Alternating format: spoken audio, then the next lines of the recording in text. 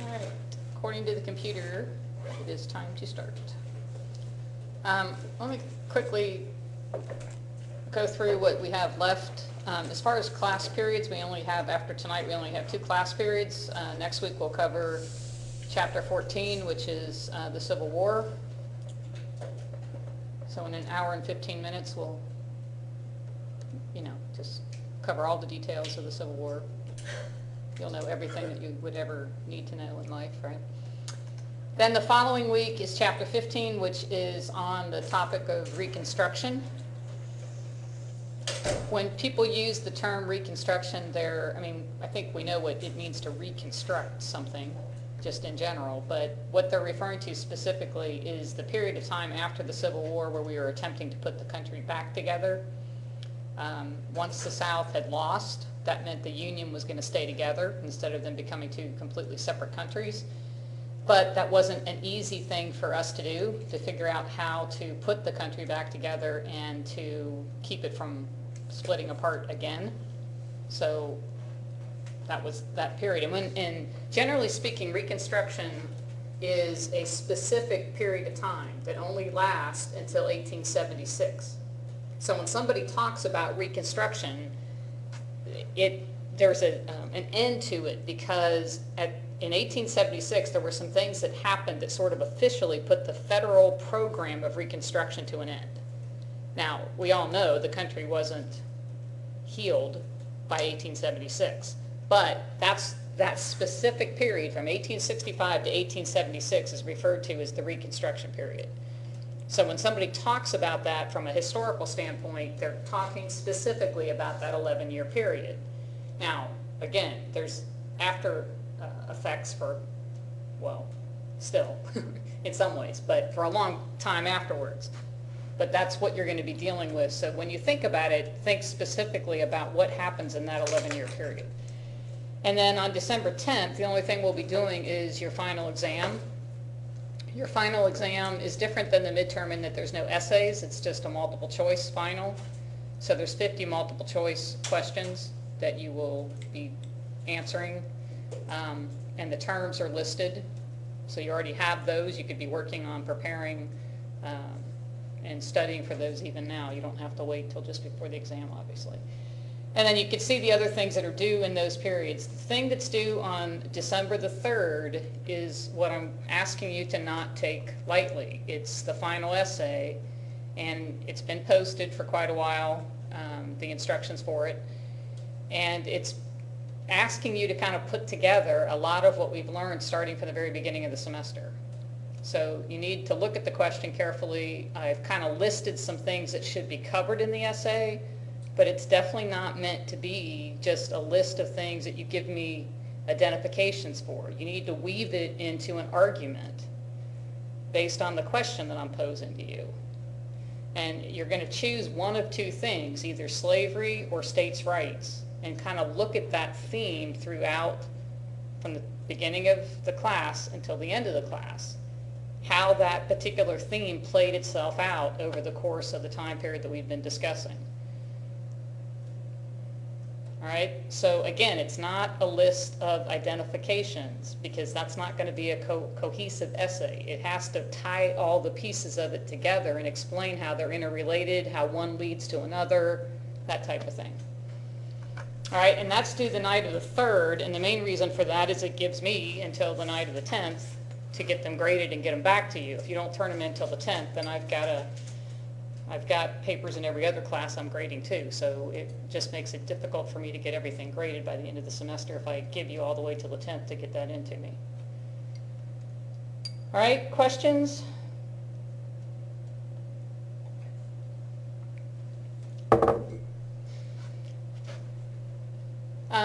Two, four, five, six, seven. There's 7 of you here out of 13 that are left in this class. We started with 14. We still have 13 at least on the roster. I don't know how to solve this problem, because one of the issues that I have run into my whole teaching career is that I'm a pretty, I think, maybe I'm wrong, but I'm a pretty laid back person in the classroom and stuff, and I try to not be well, I don't even have to try, it just isn't my nature to be like all demanding regarding, cell phones and getting up and go to the bathroom, and, it just isn't a big deal to me if people have to do various things. And so those haven't really been issues in this class, but I think because of my laid-back nature, people tend to take advantage of things like attendance, as if it's not going to affect them. And if you remember, the policy in the class is you get 2 misses, and if you miss more than that, it's going to affect your final grade. Most of you are probably, that are sitting here, are probably okay in that regard. Some of you, and some of the ones who aren't here, have missed more than 2 times, and I think it's going to come as a shock when their final grade gets lowered by a full letter grade, because they assume I'm pretty laid back and pretty cool about everything. And I am, because I consider you to be adults. And you know what the rules are, you know what they were from the very beginning, and just because I'm not going to hassle you about it throughout the semester doesn't mean I'm not going to enforce it. So we have 2 class periods left after tonight and then the final. You need to be here, and you need to do what you're supposed to do.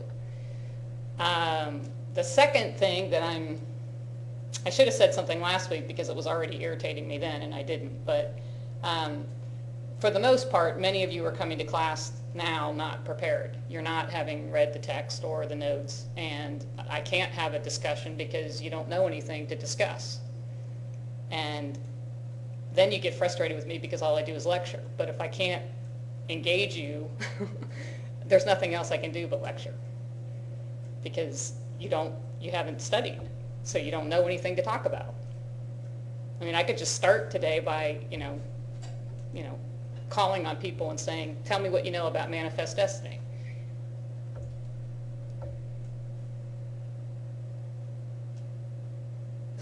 Any takers? Yeah. Wasn't that our homework? What? Wasn't that our homework? Uh-huh. Okay. But that's what I'm saying. People haven't been doing it. They're not coming in having read the, either not doing the discussion boards or not having read the notes at all. Now, and the Manifest Destiny was actually a discussion board, so you should know something about that. That's right. But that's only one piece of Manifest Destiny. That's just the one issue having to do with the war with Mexico. There's a whole other part of that. And if all you did was a discussion board, then you still don't know what's the rest of the chapter. Well, it had to do with like the spot resolution in California and pretty much like taking over Arizona and like New Mexico and all that. But what is Manifest Destiny itself? Moving west. What? Moving west. Okay, it has to do with moving west.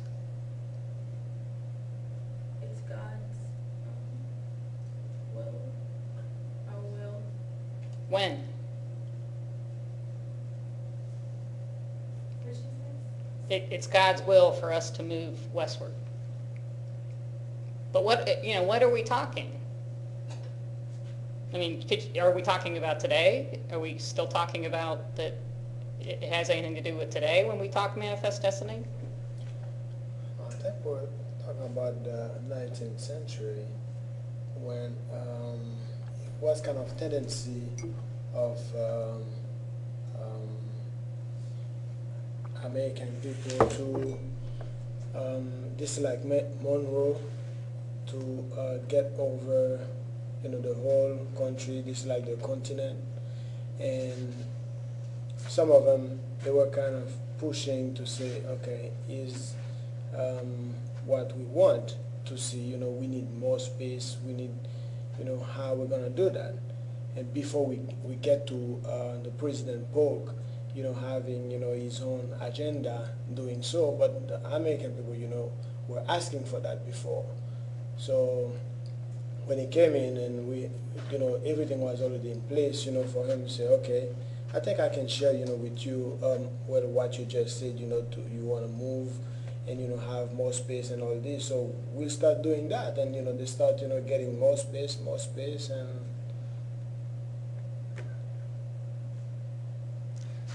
You're correct in everything you just said, but there's a kind of an underlying theme to this, and that's what course, back then, you had the whole western part of the country open. So, I mean, somebody's going to have the idea, oh, hey, why don't we move into that? But there's more to it than just moving to open territory. It has to do with a philosophical shift that takes place in the country in this time period, where we go from being sort of the underdogs, you know, in the early part of the semester, as we talked about, to starting to feel that we are something special. Well, it was like American cockiness. We just felt like it was our destiny to, we got here and we kind of founded By our history. spot, and it was like, okay, we're just gonna take over the continent now because this is ours and that's God's will, because if it wasn't God's will, then we would have never we would have never found this spot. It's like we have a mission to have a Yeah, mission. so it was Right, but why did we feel that way? because we had won wars and we had broken away from Europe. That's and part of it. We had claimed a lot of unclaimed territory, and But what do we think of ourselves that makes us think that we're the best people to do that? superior. Why? Why are we superior? Because we're white Christians. We're white and we're Christian, and what's our government? What type of government do we have? Democratic. Right. So we're white, and that's important because they think that whites are better than everybody else. I mean, they honestly believe that. Today we say that and we sound ridiculous, but back then it was like, well, of course we are. I mean, nobody even questioned it. We're white, we're Christian, for the most part. I mean, the other ones don't matter because it's the Christians that are going to do everything. White, Christian, and we're Democratic. And in that time period, in the middle of the 1800s, does anybody know anything about what's going on back in Europe? There's a section in your book that refers to this just in passing. It doesn't really say very much. But in Europe, in the middle of the 1800s, specifically 1848, there are several revolutions in 1848 in Europe. One kind of spawns another because people start getting inspired by other people that are doing it. And those revolutions are against countries that still have kings for the most part. Because we feel like we have found this terrific type of government, the best government in the world, and we start seeing other countries and other places kind of, in some sense, following suit. They may not end up establishing exactly what we have, but something similar to it. So these three things are tied together in us thinking that we really are God's gift to mankind. And therefore, it is in even those people, the people that we would take over, it's in their best interest that we do this. It's like we're blessing them with our presence. And we honestly believe that. And I mean, if you think about it, don't we still believe it today? Now, I'm not saying it's wrong necessarily, because we do have a much better life than most people in the rest of the world. And as you know, many people would love to come here because they think that we live in paradise. And at least from what they hear and what they see, you know, how could it be any better than what we have here? But that mentality has a lot to do with what's happening in the middle part of the 1800s. And it's what is motivating a lot of people to move into the West, especially in terms of taking back over Indian territory that we gave them forever. Because the Indians aren't white, Christian, and democratic. They can't really take care of themselves. Even if we move into their territory, they're still going to be better off because we're there. And it's the same feeling that we have toward the Mexicans. They're not as good as us. They're not white. They're, you know, not quite white. They're something different than that. So all of this stuff is justification. We talked last week about how the Southerners justified slavery, and it sounds ridiculous to us today. Well, it's the same thing with this. This is how we justified moving into the western part of the country. It's how we justified the thought of taking over Canada, which we didn't ever end up doing, taking over Mexico, which we only did to a point, even the idea of moving into other parts of the world. So you almost have to have that understanding to really understand what's happening in these couple of decades between 1835, 1840 until 1860. And you have to be able to put yourself in their shoes to understand why they thought what they were doing was legitimate. So Then you get into the specifics about what's happening in this time period in terms of manifest destiny. And there's a couple of different areas. The top thing here just talks about the very tip of Maine. I've never even been to that part of the country, that far north, so I don't have any sense of a visual understanding of it. But the very tip of Maine was still in dispute between England, who owned Canada, and us here in America. And, you know, at this point in our history, we were always fighting with Great Britain. There was always the threat that we were going to go to war again. So here again, there's a dispute over it, and luckily we were able to solve that dispute without going to war. We were able just to have a treaty and take care of it. We got, we kind of split the difference. We got some territory, and they got the area that they were looking for, and that took place in 1842. In addition to that, the very top of Minnesota is also on the border of Canada. That piece was in dispute as well, and so they settled both of them at the same time. It actually turned out good for us because there's a huge iron ore deposit in the area that we ended up getting from England, which they didn't know about until later. It was discovered later. Then you get into the whole thing having to do with Texas, and this is all tied again to this manifest destiny thing. It starts before that, though. Manifest destiny isn't really literally talked about until the 1840s. I mean, it's actually a phrase that they used in the 1840s. Prior to that, there might have been people thinking that way, but nobody had coined the term. They hadn't used the term. But there's a lot of background in reference to Texas, and some of you, the way that you answered your discussion board, I think we're missing some of the pieces of the story. And I didn't get to read all the discussion boards, but the ones I read before I came down here weren't showing that you had an understanding of the whole picture. Because even though Texas, well, first of all, Mexico owned Texas. What we think of as Texas, Mexico owned that. It was not our territory. It was under Spanish control, and then Mexico became independent from Spain, and then it became Mexico's territory. But Mexico needed people to settle there. They wanted more people to come in to be able to boost the economy, to be able to charge them taxes and have revenue. So they started to invite Americans to come into Texas. And that was in the 1820s. But most of the people who came there, did they have slaves or not, didn't have slaves? They had slaves. Because what do you grow in Texas at this time? Cotton. So they are growing cotton, and they want their slaves. So they bring slaves into Texas, but Mexico in 1830 abolished slavery. And therefore, they wanted it to be abolished in all of their territories, which included Texas. But the Americans said, oh, that's nice, and just kept having slaves. They ignored the rulers of their territory. They weren't willing to abide by the laws of the new country that they had moved into. Because in their minds, if Mexico doesn't enforce it, why do we need to do it?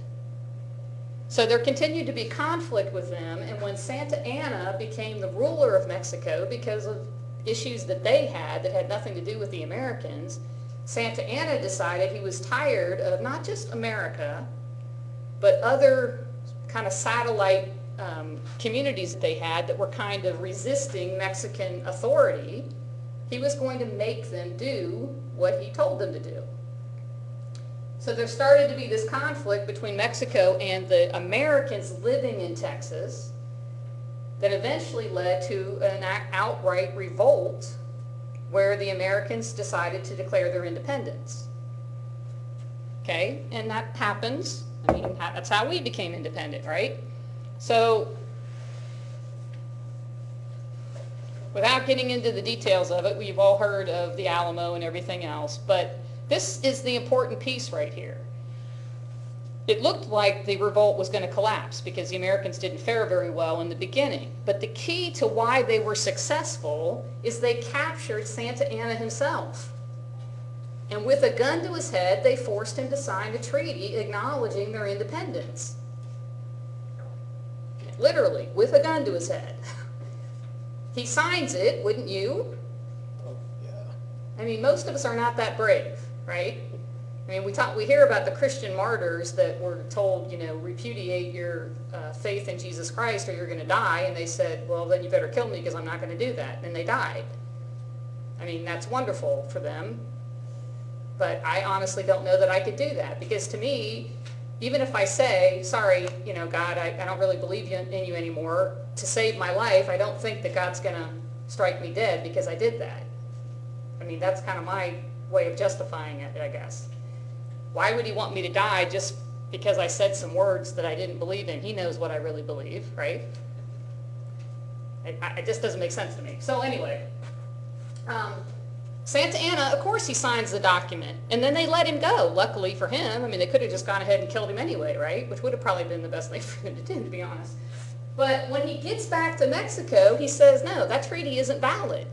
No treaty's valid that somebody signs with a gun to their head. I mean, I would do the same thing. So, as far as Mexico's concerned, Texas is not independent. It's still part of their country. And I agree with them 100%. The problem is they don't have the military power to take it back.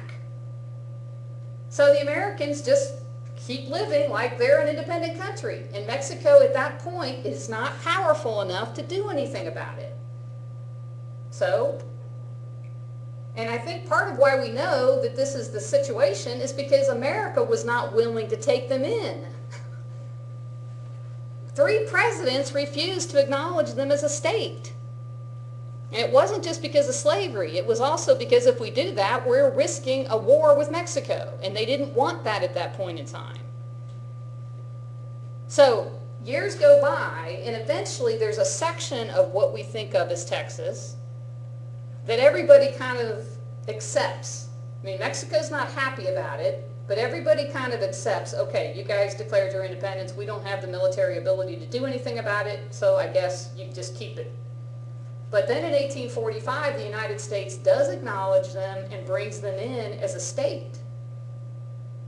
And as soon as they did that, Mexico broke off diplomatic relationships with the United States, because in their minds, you don't have the right to do that. We never settled that dispute. So how do you have the right to claim them as a state when it's never been resolved between us?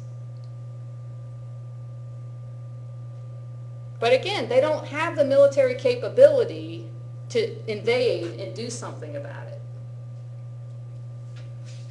So then we get to the actual Mexican War, because, and I need to show you a map for you to understand what I'm talking about.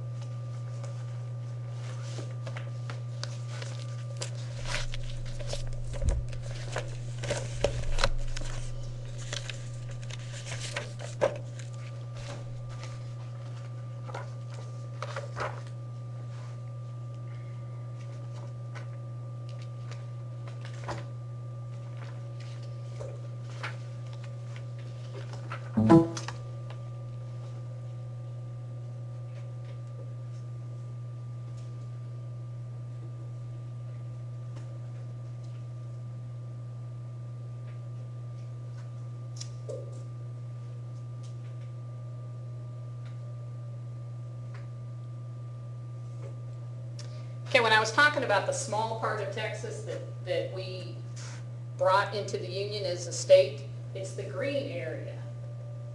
The green area was basically Texas in 1845. All of this area was still area that Mexico claimed to be theirs, and we were saying, no, it really should be part of our country, because when Texas declared their independence, all of that was what they were declaring to be part of Texas. But the question had to do with, you see these 2 rivers? Here's the Rio Grande, and this is the Nueces River. Well, if you took that river farther north, basically it's the area between the 2 rivers that's in dispute. So for a number of years, the U.S. and Mexico were willing to live with this being Texas. And this area was just kind of the dead man zone, the no man zone. People lived there, but neither one of them was asserting complete authority over it. kind of waiting to the day that they, I guess, could diplomatically work it out. Well, that day wasn't coming fast enough for the United States. Now, you're going to be able to tell my position on this pretty clearly. You don't have to agree with me, but the facts are, and these are the facts, that what Polk did in 1846 is he sent people across the Nueces into this territory up to the river, to the Rio Grande. An army, not just people, but an army, into the disputed territory, up to the border of the Rio Grande, and told them to stand there and cast insults across the Rio Grande at the soldiers' mothers. You know, telling them your mothers are ugly and you dress me funny. So he basically said, go over there and instigate a fight. And so when they did that, and the Mexicans finally, after a long period of time, I mean, they didn't do anything for a long time. Eventually, somebody must have said, your mother is really fat and ugly. They shot back. And as soon as Americans had been hit and blood had been spilled, Polk went to Congress and said, American blood has been spilled on American soil. And that's the part I have major issues with. Disputes. And I'm in good company because Abraham Lincoln had major disputes with it too, because he said in Congress, where exactly was the blood spilled? And Polk didn't want to give him an answer, because Polk knew if he shared that it was in this disputed territory, that Congress may not feel that they were justified in declaring war. But a lot of people in Congress had the fever of manifest destiny. And they were also itching for the opportunity to take this land. And they felt pretty strongly that Mexico wasn't up to being able to defeat them militarily. So war was declared. And we ended up winning pretty quickly. I mean, it only took us about a year and a half before Mexico surrendered. And when Mexico surrendered, the territory that we gained through that is referred to as the Mexican cession, you know, meaning that they had to cede a certain amount of territory.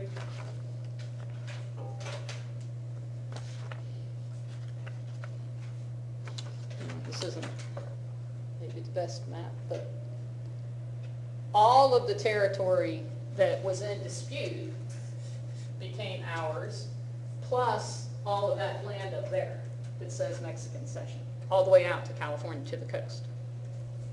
So we gained over 1,000 square miles, more than that.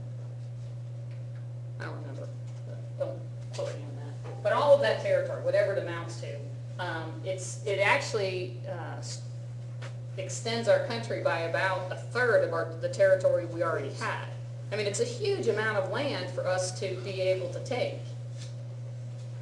And we did end up agreeing to pay Mexico a certain amount of money because there were some claims that went back and forth and things like that. So we ended up paying $15 million for the territory. Now, this little piece here was not part of the original deal. We ended up paying another $10 million just for that piece. Just 1854, just a few years later. And I don't know if you saw this in the notes, but what was the purpose of buying that little piece? Build a railroad to it? Yeah, because there was a whole dispute about having a transcontinental railroad, and should it be a southern route that would go through the southern states or a northern route that would go through the north. And one of the problems with having a southern route is there wasn't, because of the topography, there wasn't a good place for the railroad to go through they felt, without adding that strip of land. So, I mean, the fact that we were able to purchase that in 1854, I think, does say something for, we had a better relationship with Mexico by then, even though we had just defeated them in a war. At least they were willing to negotiate with us. And maybe that's because they didn't want us to attack them again, I don't know. But we were able to handle that diplomatically, not with having to go to war. So my issue with the Mexican War has to do with how Polk went about it. Because the main thing was he sent his, ambassador there to try to negotiate. Well, Mexico wasn't real happy with us. You can understand why they don't even want to talk to you. But if I have a house for sale, or if I have a house and somebody wants to buy it, if I don't want to sell it, I don't have to sell it. Mexico did not want to sell to us. And sometimes you just don't get what you want, at least not when you want it. Sometimes you have to wait. And Polk got antsy. He was insulted by the fact that they wouldn't even talk to his ambassador. And I think some of it became an ego thing. How dare you refuse the President of the United States when he wants to have a conversation with you? Now, another piece of this is, you fast forward to 1916, 1917, and I might have mentioned this before, but we're at war again, World War I. And Germany is struggling, and the last thing they need is for the United States to get involved. Because even though they're struggling, Britain and France are struggling too. And as long as everybody's tired and worn out and don't have a lot of men left, Germany has a good chance of winning. If the U.S. gets involved, who has all fresh soldiers, money, equipment, everything else, they're in trouble. So what did they attempt to do? To keep us from joining the war. So you had Mexico try to attack? They tried to make a deal with Mexico to keep us busy, and their promise to them was, if you do that and we win the war, we'll give you back all your land that they stole from you. Because that's how Mexico still saw it. You stole that land from us. And it appealed to them. Now, it didn't end up happening because we intercepted the note that was sent to Mexico and brought it out in the open, and Mexico realized they were in big trouble if they did anything. So they just kind of were like, oh, we didn't know what was going on. Well, we never accepted that offer. And it never, nothing ever happened. Plus, I don't know if Mexico would have had, I don't know how much trouble they really could have given us that would have kept us out of the war anyway. But, I mean, my point is that even that many years later, what is that, 60-some years later, Germany's trying to use that because they know that Mexico still is angry about it.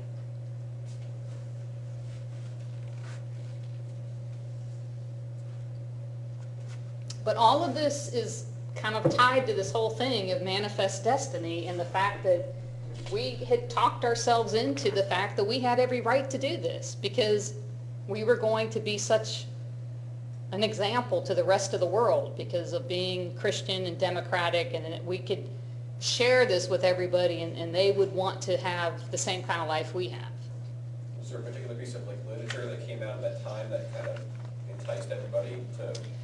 Well, that's a really good question, and I guess I don't know of a particular piece of literature, but it was very common to read of Manifest Destiny in the newspapers, which had become sort of the main vehicle of propaganda and communication throughout the country. So I don't know if there was, you may be right, there might have been a specific book or something, but I do know that it was a very common topic in the literature of that, the newspapers of that time period. What I want to do.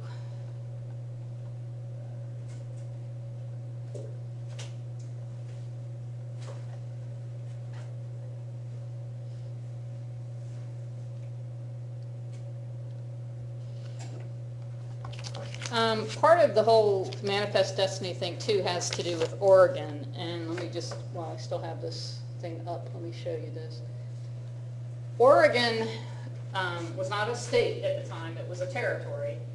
Well, it really isn't even a U.S. territory. It was an area that we had agreed to jointly occupy with Great Britain.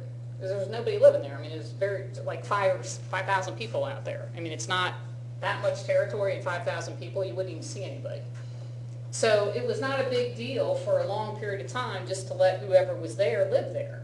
They didn't think of themselves necessarily as British versus American. They were just people, settlers who lived in that area. But as time moved on, there did start to be dispute over who actually owns the territory.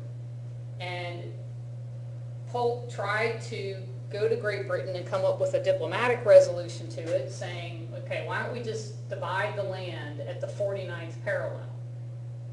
Do you see where that is? Not this line, but the line above. Let's just split it there. You guys can have what's north of that because you have Canada anyway, and we'll take what's south of it. Well, at first, Britain didn't want to do that. And Polk got mad again. And he said, all right, well then let's just fight over it. We'll go to war. We always say we're going to go to war. So they said that the slogan became 54-40 or fight, because the top of the territory is the 54-40 line, because above that is Russian territory. So for a while, everybody in the country was skipping down the street saying 54-40 or fight. Neither one of them wanted to go to war. They finally both calmed down, said, okay, let's sit down and talk this out. So they were able to agree to the 49th parallel, and that's basically where the border is today. So that was one of the aspects resolved without having to go to war, because Britain, I think, is tired of fighting us and then just turning around and going back home again.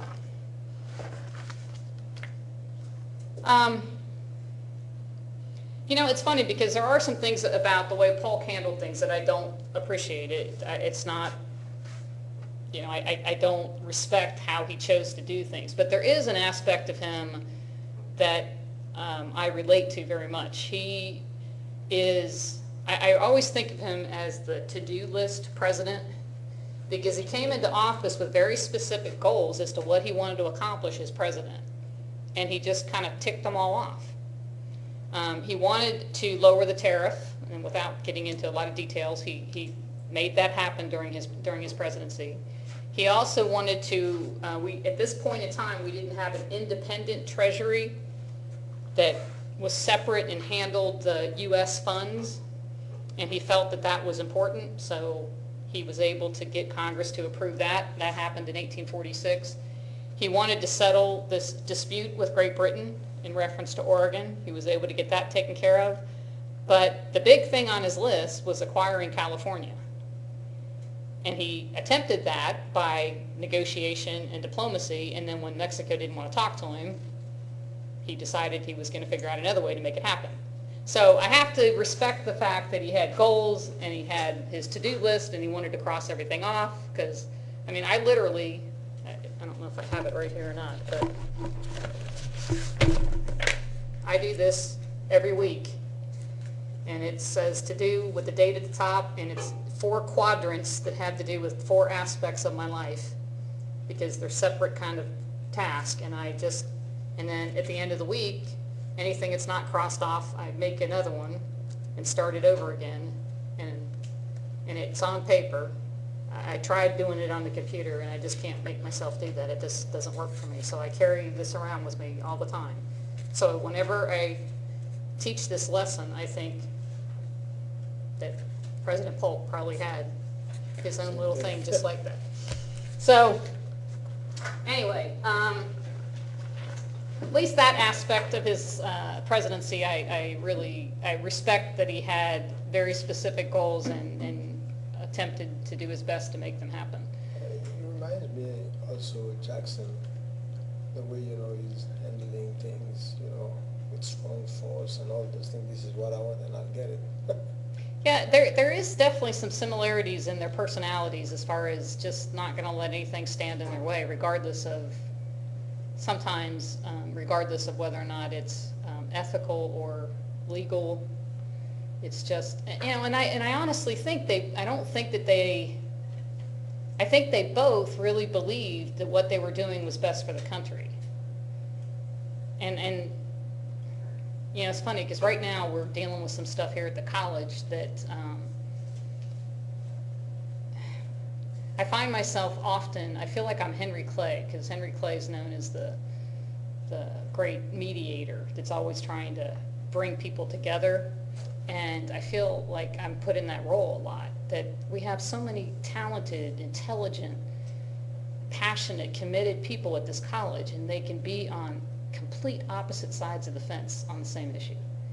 And they just cannot see the other person's perspective and be able to compromise and figure out that there might be another way to do something. It doesn't have to be this way. And it's just so frustrating to be like, seriously? You know, sometimes you just got to step back and not take yourself so seriously. You know, it's like, this isn't life and death. We're not talking about whether or not somebody's going to die because of the decision that we make here. So maybe just try to do it their way once and see what happens. You know? I don't understand the just digging your heels in and not even being willing to consider another way of doing it. Anyway. And that's, you know, well, like American history too, if you guys end up taking it. Teddy Roosevelt does some stuff. I mean, he's an amazing president and accomplishes so much during his presidency, but some of the ways he does things, it's like he only sees one way of accomplishing it. And in doing that, he literally ends up invading a democratic country. It's just like, you couldn't see any other way but to violate the very principles upon which we stand. Doesn't make sense. So once we had taken over California, Americans rushed to California specifically because gold was found there, so of course everybody wants to get rich. But that leads to California having a whole bunch of people there, and it becomes very turbulent and unruly. And because it's not a state yet, it doesn't have the same laws and everything in place. And so they begin to push to become a state because they want the protection of the federal government and they want the structure and everything that a state has. The problem is that if they come in as a free state, which is what they wanted to be, instead of having slavery, they wanted to be free, that was going to upset the balance in the Senate. You would have one extra free state as opposed to the slave states. So that's going to lead to some issues, which we'll talk about here in a second. Again, during this whole time that we're involved in the Mexican War and there's a chance we're going to win territory from Mexico, the question keeps coming up with people as to, okay, well, let's say we do end up winning territory. Is it going to be free or slave? You know, because, you know, most of it's south, it's farther south, right? So people tend to think if you draw the Missouri Compromise line across the country, then it would end up being slave.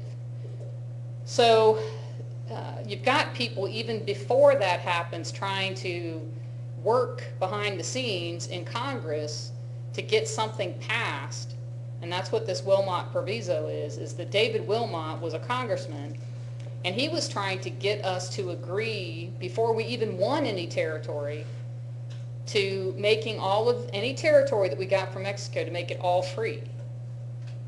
And it passes in the House because they have more Northerners in the House than they do Southerners, but it never passes the Senate. So we're talking about a bill here that never passes. It never becomes law. But it just shows you the climate in the country at this time, that you're starting to get this jockeying back and forth for power in terms of free states versus slave states. And then we have a presidential election that happens right after we've won the territory from Mexico. We still haven't solved the issue of is that territory going to be free or slave. And the issue that comes up in this election is this concept of popular sovereignty. And what they're saying here is, why does the federal government have to make that decision? Why don't we leave it up to the territories themselves? That when they become a state, they can decide if they want to be slave or free. Don't put it in the federal government's hand. Put it in the hand of the states. Now, the guy who was pushing for this, that ran for president, was Lewis Cass. He doesn't win. But the concept becomes popular. And more people start to talk about this as the solution to the slavery issue. Let the states decide. I mean, it's referring to let the people decide, but they mean specifically, in a particular state, let the state decide if they want to be slave or free. Zachary Taylor ends up winning this election in 1848, mainly because he was the war hero of the Mexican War, and that's, his name got out there and people were proud of him, so he becomes president even though he has absolutely no political experience. Maybe that's for the best. Never know. He is pretty much a he's against slavery. He feels that slavery is not a good thing. So most of what he stands for in his presidency and the bills that he supports are going to be against slavery.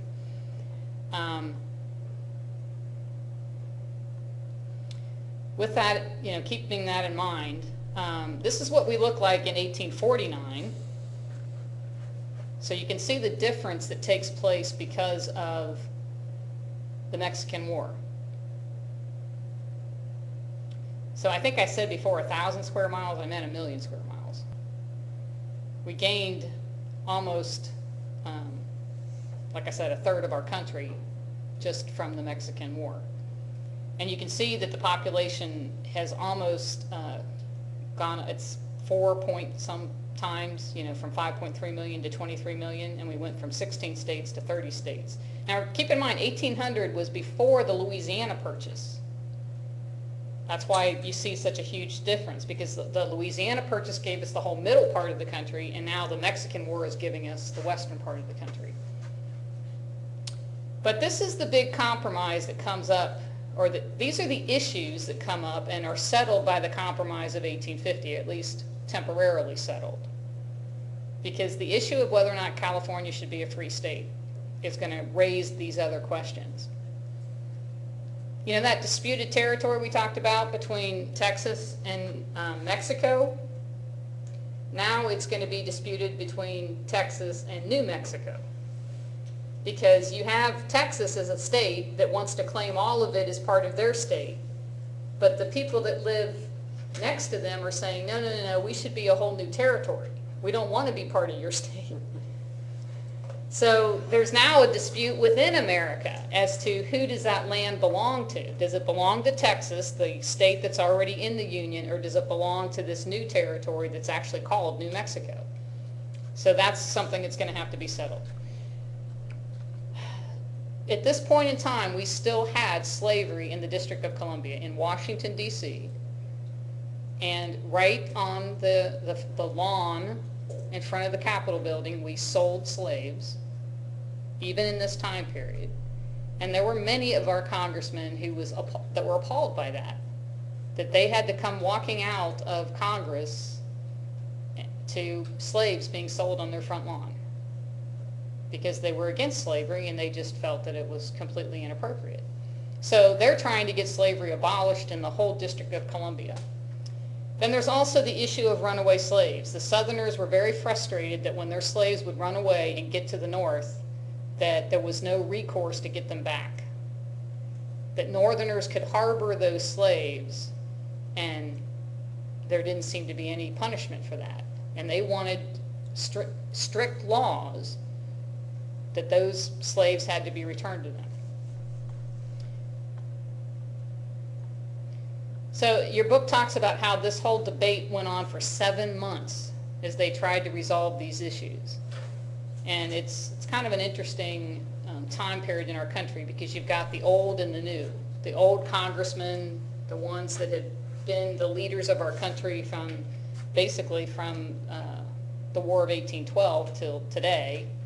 And these guys are literally on their deathbeds, that are still trying to come to some kind of agreement to keep the country together. And then you've got the new guys, the young dudes, William Seward, Jefferson Davis, Stephen Douglas, that it actually kind of falls to the younger members of Congress to come up with a solution. So the solution is called the Compromise of 1850. California did come in as a free state. that territory that was in dispute between Texas and New Mexico was given to New Mexico, but Texas got some money for it. They didn't abolish slavery in the District of Columbia, but they abolished the slave trade. So at least you can't sell the slaves on the lawn of the Capitol. And this is maybe the most important piece of this compromise. Any land that was acquired from Mexico would be left open to slavery based on popular sovereignty. They're going to leave it up to those areas when they become states to decide for themselves if they're going to be slave or free. The federal government's not going to tell them what they have to be. The states get to decide for themselves. And then they did come up with a more stringent fugitive slave law, which the North pretty much ignored. So the Southerners were very frustrated with them that even though the law was in place, the Northerners still weren't abiding by it. And so that causes some issues. Oh, interestingly, President Taylor, remember, was against slavery. And he wasn't willing to sign any bill that he felt made any kind of compromise to slavery. So he didn't like the fugitive slave law. So in the middle of this debate, he dies. And he died because he ate, I think, strawberries and cream at a July 4th picnic. And, you know, I don't think there's been anybody who's made a strong argument for this, but some people actually think he was poisoned to get rid of him to make way for this compromise. Because he came down sick from eating this stuff at this picnic, you know, because July 4th back then, I mean, we still celebrate July 4th, but we don't celebrate it anything like they used to. I mean, it was a huge holiday. It was the most important holiday in our country to celebrate Independence Day. And as president, you had to go to some kind of celebration and really be out front and everything. And he went to this celebration and then comes down with a stomach ache, and the next thing we know, he's dead. And we have a new president who, at that point, was the vice president, was Millard Fillmore. I don't know why anybody calls their son Millard. That's a very strange name. You know, he must have spent his whole life feeling he had to prove something, so he did eventually become president, so maybe he proved to everybody that he wasn't really a Millard after all. But anyway, he becomes president. He's open to compromise, and so when the bill passes through Congress, he's willing to sign it. And so Compromise of 1850 does pass.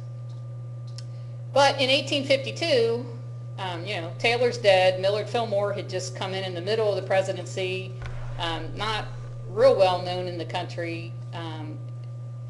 He's not nominated by his party. The Whigs try another Mexican war hero, General Winfield Scott. Didn't work that time. The Democrats nominated this dude named Franklin Pierce, who nobody really knew, and that was probably a good thing because he wasn't tainted by all the different issues of the day, and Franklin Pierce ends up winning the election. But we continue to have this issue with, if you believe in manifest destiny, which most of the country did and Franklin Pierce did as well, but the question is, why do you believe in it? And he began to be accused that he believed in it because he was trying to add slave states to the Union. Because the main territory he wanted to take over was Cuba. Well, where is Cuba? North or south? South. So what's it going to be, probably, if it comes into the Slave. Union? Slave. It already had slaves. So people were thinking that his reason for trying to bring Cuba into the Union was he's trying to add a slave state. So it ends up damaging him in terms of his political career because Northerners became very suspicious of him and he wasn't able to accomplish as much as he wanted to. And that's what this talks about here.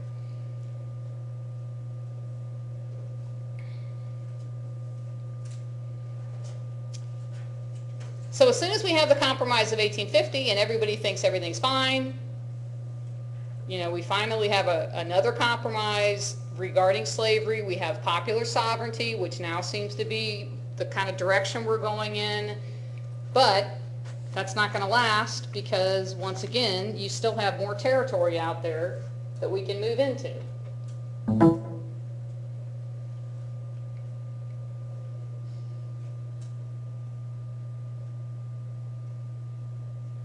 Maybe.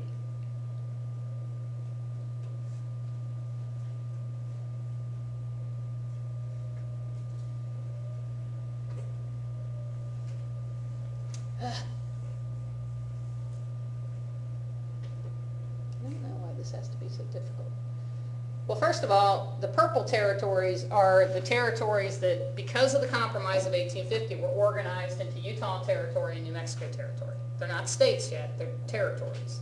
They have to wait till they have a certain amount of population, different things like that, before they can apply for statehood. But the decision has already been made that those two territories will be able to decide if they want to be slave or free when they do become a state. But then you have this big section in the middle here. What does it say? Unorganized. What does that mean? Just random area. See, these are territories, but they still have some type of government in place. I mean, a territory has some structure and some type of government, but they're not officially a state yet. And they're not necessarily going to come in just as one state when they do come in. As you can tell, that's not what New Mexico looks like today. So unorganized means the government has not really made any claims to that territory yet. And it has no U.S. government involvement in it. So who lives there? Indians. Now, I don't know if the Indians would say that it's unorganized territory. Doesn't matter. It doesn't They're matter. white. They're not white. They're not Christian. And they're not Democratic. So that territory is considered unorganized. It's not, the U.S. government hasn't put any kind of, structure in place there. But going back to what you said earlier, there's talk of a transcontinental railroad, right? We talked about the southern route and how they needed that extra little piece of territory down here to get the southern route through. But where would the northern route have to go through? Unorganized territory, right? I mean, pretty much any northern route, unless you come way down here and go back up again, you're going to have to go through unorganized territory.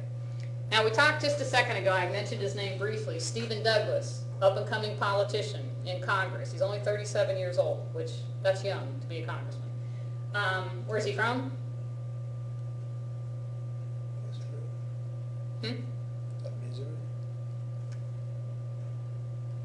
Chicago, Illinois. Now, he's very much into promoting his state, his area, because he figures that's going to continue to push him into the limelight and he's going to be able to make a name for himself. He wants to be president. That's really his long-term goal.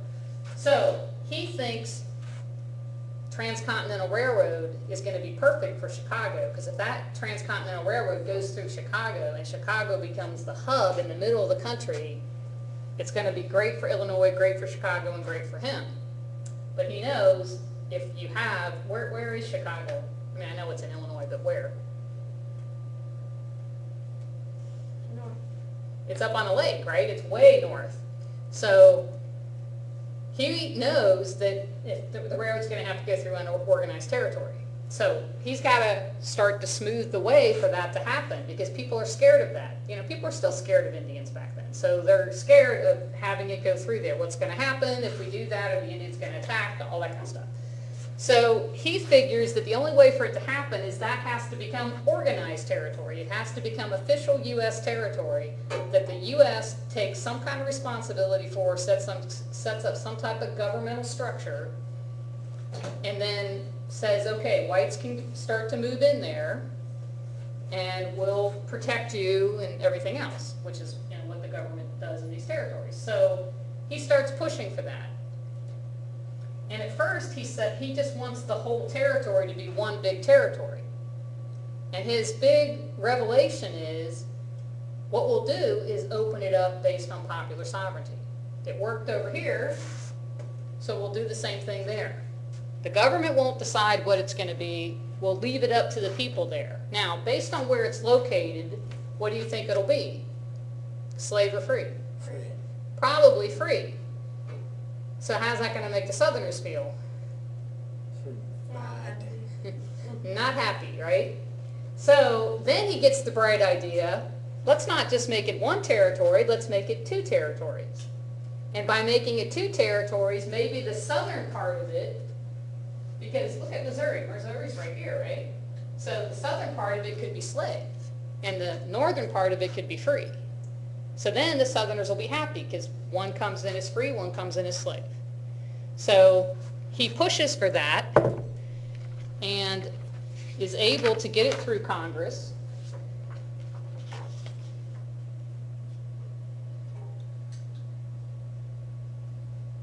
And it ends up looking like that. The Kansas territory is much smaller. And again, that's not necessarily because, I mean, you know, Nebraska doesn't today go from there to there. But there was more people living in Kansas than there were in the northern territory, so it didn't really matter too much. It was just that let's give the Southerners something that could, at least in the near future, come into the Union as a state. So once you establish a territory, you still set up some type of government. It's like a provisional government until they can become a state. It's actually referred to as a territorial government. And they elect representatives to their little legislature and everything else, just like we do in the states. So once they had established this territory, because of this issue now between free and slave, now this is 1854 when this happens, people started to specifically move into Kansas territory to try to make sure it was going to become what they wanted it to become, whether that was free or slave. You had a lot of people from New England who packed up and moved to Kansas to be sure that Kansas would become a free territory, not a slave territory. So you got a bunch of people flocking into Kansas trying to get this to be what they want it to be. So the day that they hold their vote to determine if they're going to be slave or free, what was the result of the vote? Be free. That's what they want. It was to be slave. The territory voted to be slave. But what was the problem with that vote?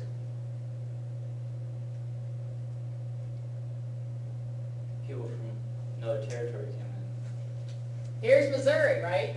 Enslaved. People, the Missourians flocked across the border into Kansas, and they refer to it as they voted early and often. Come in at breakfast time, put your vote in, go take a coffee break, come back, vote again, go have some lunch, come back, vote again. By the time it was all said and done, it's predominantly slave. Everybody wants slavery there. Well, the people who were for it being a free territory were like, no, this is a fraudulent vote. We know that these people number one, don't live here, and they voted more than once. But they couldn't get anybody to listen to them. So the 2 different groups set up 2 different governments. A government that was in favor of slavery and a government that was in favor of freedom. But the United States government acknowledged the slave government because that's what the vote said. And the president was going to accept that. But Stephen Douglas went to Congress and explained, we all know this isn't legit. We can't accept this. It has to be redone. They have to go back and revote. Now, in the meanwhile, while all of this is going on and all this turmoil is happening, the people living in Kansas are beginning to fight each other.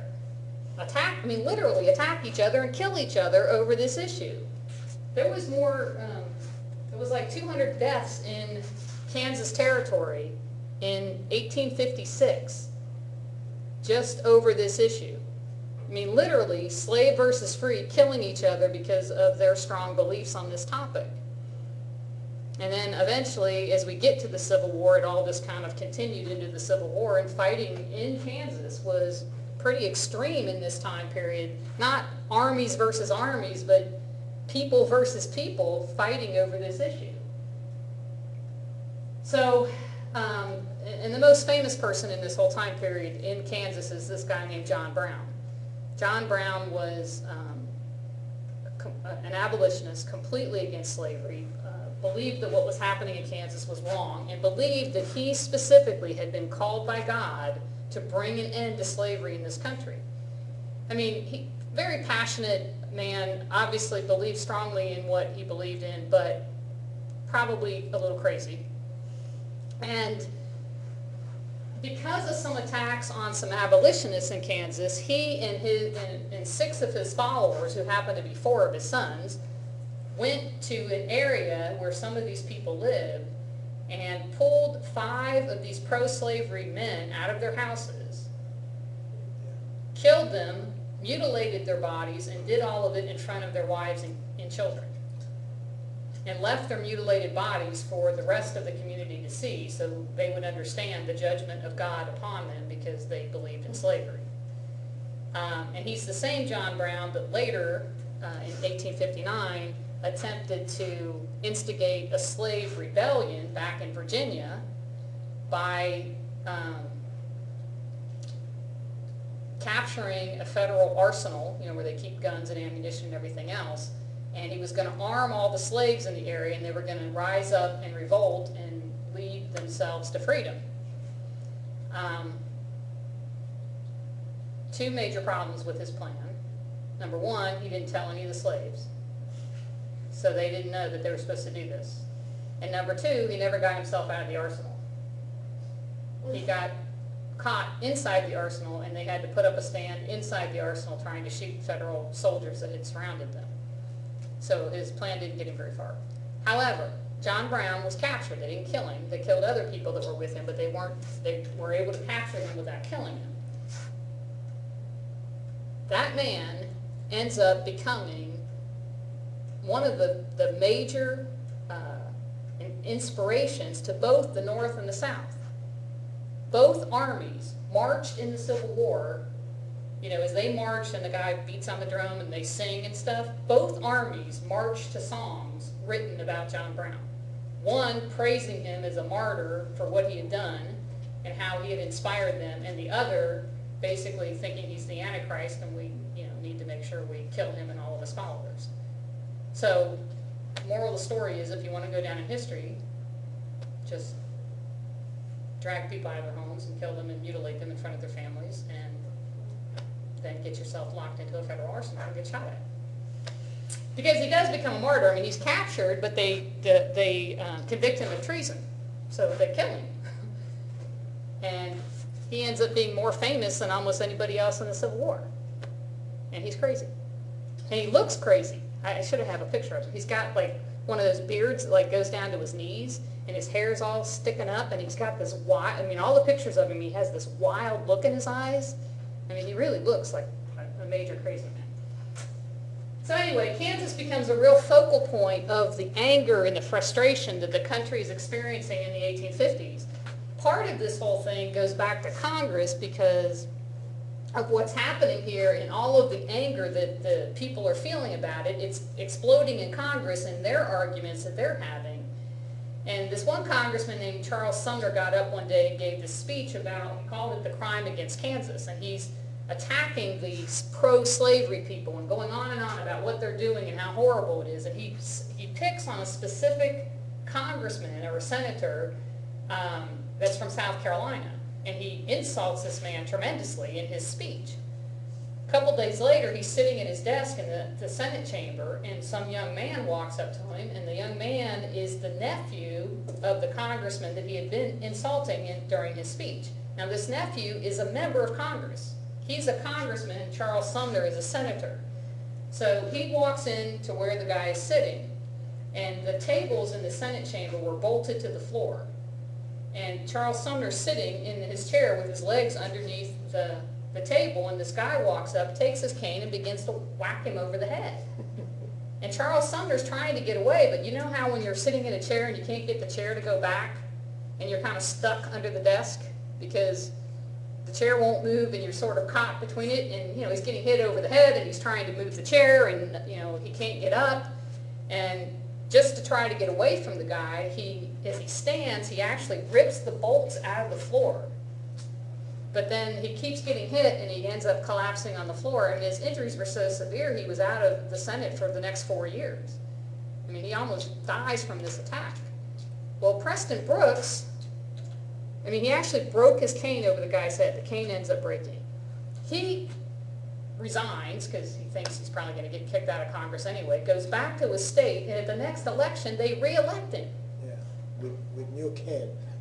And because he broke his cane, everybody is sending him canes and congratulating him. And the canes are inscribed with things like, hit him again, kill him next time. This is the attitude in our country at this point, where a guy can walk into the Senate chamber and beat somebody almost to death and gets reelected. It's like Hollywood. Yeah, it is. So, it just shows you the seriousness of what's happening in the country. I've kind of already done all this. And we already talked about the pro-slavery arguments. It's actually, I don't know why it's in this particular chapter, because it really seems like it belongs in the chapter we already covered. And then on top of all of this, you get this Supreme Court ruling that just ends up antagonizing those that are against slavery even more. And this is kind of the capstone to all of the tension, all of the issues that we have in the 1840s and 1850s in reference to slavery. Remember, this is the same Supreme Court justice that Jackson hired to take all the money out of the bank. Taney, or Taney, I think it's how it's actually pronounced. So now Taney is the Supreme Court Chief Justice, and he ends up ruling on this case where this guy, this slave, is able to gain his freedom in Missouri because he takes it to court. He had lived in free states for many years with his master. And he says, because of that, I should be a free man. And Missouri agrees with him. But then it goes to the federal Supreme Court, United States Supreme Court, and that's where Taney says no. Because since you're a slave, you're not an American citizen. You don't even have the right to come into a court and file a suit. You don't have that right. So the case should never have even been heard. And then in addition to that, he says, comes right out. They declare slaves are not citizens and therefore they do not have any of these rights. In addition, in this particular decision, it was determined that the Missouri Compromise had always been unconstitutional because you were telling a state that they can't have slavery. And they're saying if slaves are property, who are you to tell me I can't take my property from one state to another? It'd be like if I'm going to California over Christmas. It'd be like if I had a really ugly suitcase, that was a certain color that California didn't like. And they said, when I tried to get off the plane, they said, no, you can't bring that ugly suitcase here. Yeah, no. No, we don't allow that in this state. You can't do that. And they're saying, you can't tell me, whatever you think is slavery, you can't tell me that I can't take my property. If I'm an American citizen, you can't tell me that I can't take my legal property anywhere I want to go in this country. Now, what's the problem with that decision? If they say that that's the law, how many free states do you have? You don't have any. Right? Because if I can take my property anywhere I want to go, then I can take my slaves anywhere in the United States. And no state can tell me that I can't. So the implication of the Dred Scott decision is slavery is legal everywhere. If you really look at what's underneath of it, and that's when you really start to get to the point where the Northerners are saying, okay. It's like gay marriage now. You can get married in the states that says a man can marry a man or a woman can marry a woman, but they can live anywhere. Yeah. So we already talked about John Brown. I'm just going to skip quickly. Then you get to the election of 1860, and at this election, now you have a different party. The Republican Party was born in 1854. That was the first instance of the Republican Party that we think of today. And in 1860, they run a presidential candidate. In this case, it's Abraham Lincoln, and he wins. I mean, he's not nearly as popular as Stephen Douglas. I mean, not as many people are aware of him as they are Stephen Douglas. But the problem with Stephen Douglas, you can't see this, why am I saying that? Is that with Stephen Douglas, you can see that he gets quite a few votes. You know, I mean, Lincoln does beat him, but he gets quite a few votes. But the problem is these two guys in particular are both Democrats. And what happens is because the Democrats can't agree on one candidate, they split the vote. This is kind of like a third-party candidate. It's still got 12% of the vote. He still ends up kind of messing things up for everybody else. But this is Republican, this is Democrat, and this is what they shot themselves in the foot. Because even though it looks like they didn't get that many electoral votes, if they'd only had one candidate and still gotten 2,100,000 votes, they probably would have won a lot more states. So it shows you that even within the country, you've got Northern Democrats and Southern Democrats, and they can't agree with each other any longer. Whereas the Republicans are almost all North. I mean, it's nobody in the South is Republican at this time. Everybody's in the North. So Lincoln wins, and almost immediately the South says, okay, see ya. Because they feel with Lincoln as president that slavery is going to be abolished if they don't take a stand. And so 7 states leave the Union, South Carolina obviously being the first. You know, they've always led the way when it comes to the slavery issues. And they establish the Confederacy. This is all happening before Lincoln's inaugurated. You know, they leave, they set up their government, they choose a president. Their president is Jefferson Davis. Lincoln isn't president yet, because in this time period you don't become president until March. It's not January like it is now. So our president is James Buchanan. What do you know about James Buchanan? Exactly. Nothing. The man, as far as I know, did nothing as president. And he says nothing. 7 states leave the Union and he does nothing. He's like, hey, ain't my problem. The other guy's coming in, let him handle it. So he won't do anything. So Lincoln comes into the office of the presidency on March the 4th, 1861. He attempts to reach out to the South, but you know, by then it's really too late. 7 states have already left the Union. So we'll talk next week about what he attempted to do to try to reach out to them, but obviously wasn't successful. Of all the stuff we cover in American history, both American 1 and American 2, this particular chapter is my favorite. This period of the late 1840s, 1850s, because can you imagine having lived then? I mean, of all the time periods in our country, in terms of our turmoil, not, you know, we obviously had World War I, World War II, but we were united then against a common foe. But all this stuff that was going on, and to be in politics in this time period, and to be somebody who was maybe attempting to keep the country together and trying to come up with solutions and solve problems, and yet nothing you do works. You know, you just keep moving closer and closer to that brink of the country splitting apart, and then it eventually does. And then next week is my second favorite part, is the Civil War, because, you know, we could have gone so many different directions depending on who won that war, and we could be looking at a very different country today if the South had won. Not necessarily bad or good, just different. You know, it'd be hard to really understand. I mean, I don't think we would still have slavery. That would have gone away, I think, regardless. But we just could be 2 different countries. We could have 2 completely separate countries.